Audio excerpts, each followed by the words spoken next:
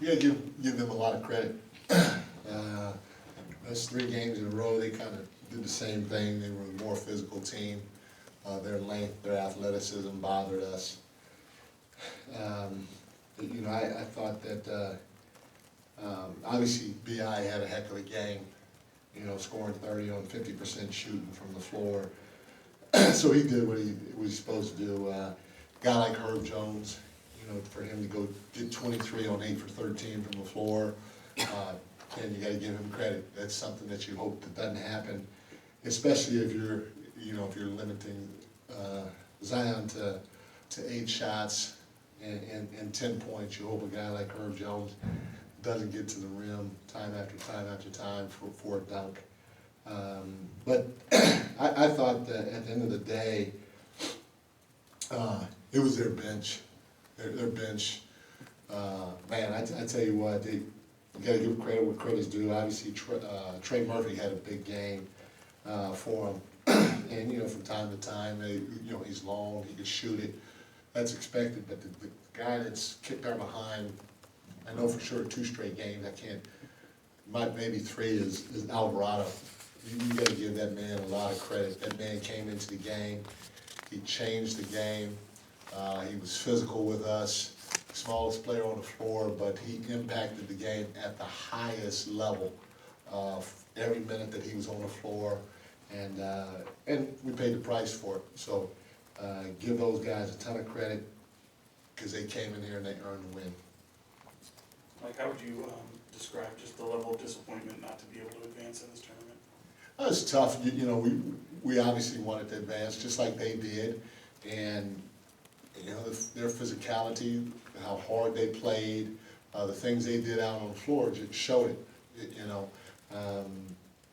It's hard for us to score, and it was hard for us to get stops. It's not a good combination in a situation like this. And like I said, you got to give their team, from Willie Green on down, a lot of credit for it because they came in here and they took it.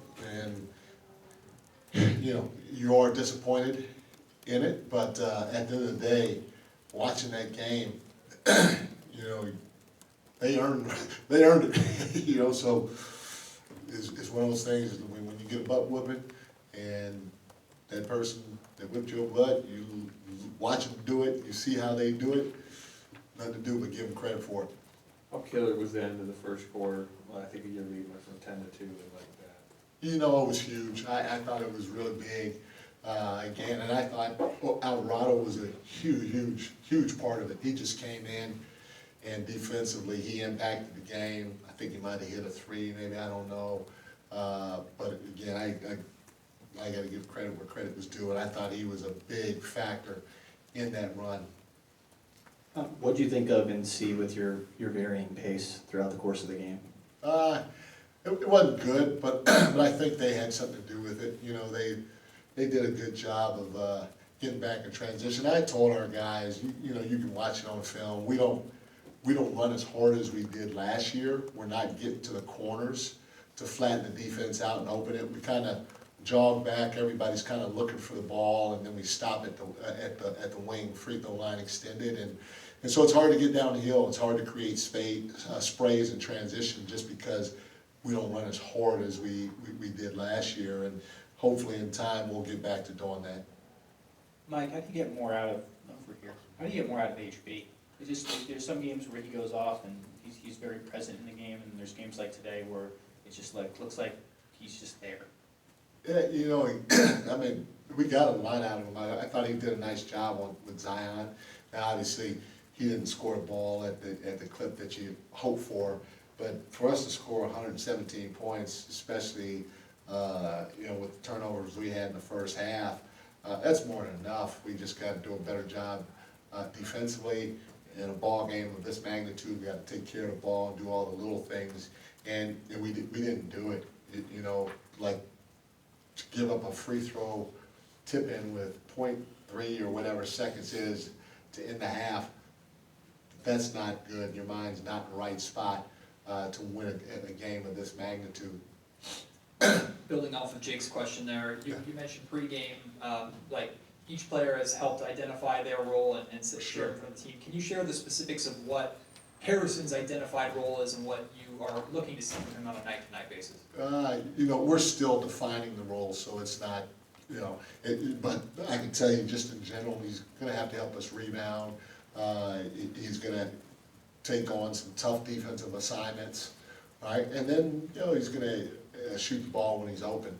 You know, the one thing that you guys have to understand is I don't call any plays for HB.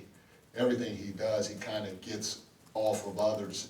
And so, you know, that's gonna bring a amount of inconsistency too, because he doesn't get a single play call for him. And, you know, when he's had big games, it's been him feeding off of others and all that type of stuff. And, you know, we didn't, I don't know if, you know, I'd have to go back and watch the film, but I don't feel like we touched the paint enough.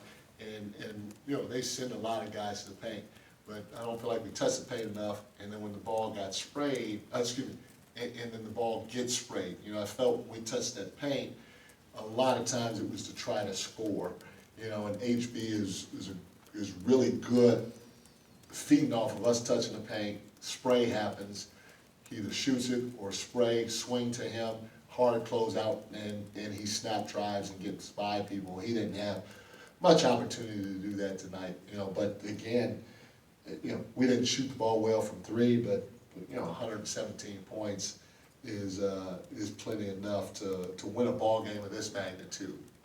You said you didn't think you guys are running as much or as hard this year. Yeah. We're running, get to the corners. Yeah. Because a lot of guys want the ball to bring it up. And so we got 2 or 3 guys doing this as soon as the rebound happens, instead of just putting your head down and sprinting down the floor and sprint to the corners or sprint to the rim. That's the one thing. And then the second thing is our wings don't run, they don't put their head down and just get to the corner. You know, because when you get to the corner, it flattens out the defense. But we don't do a great job of doing that. And we've talked about it, we'll continue to talk about it, we'll continue to show film on it. And like I said, hopefully in time we'll get better with it. You think that's having a negative impact though, offensively, on you guys? It's, yeah, in our transition game for sure, yeah. Coach, just your overall thoughts on the in-season tournament and, you know, making it to the knockout round and just the overall journey. No, it's a great thing. I said it before, the NBA knows what they're doing. And so it's a fabulous event, you know, it's different than regular season. In regular season, obviously, it's a grind, and the playoffs are a grind, not the regular season, the postseason is a grind because there's 7 games, but this, you know, there adds a little excitement to it because it's one and done, and anybody can win one game, you know, and so you got to be on your best every time you step on the floor. Thanks, everyone. Thank y'all.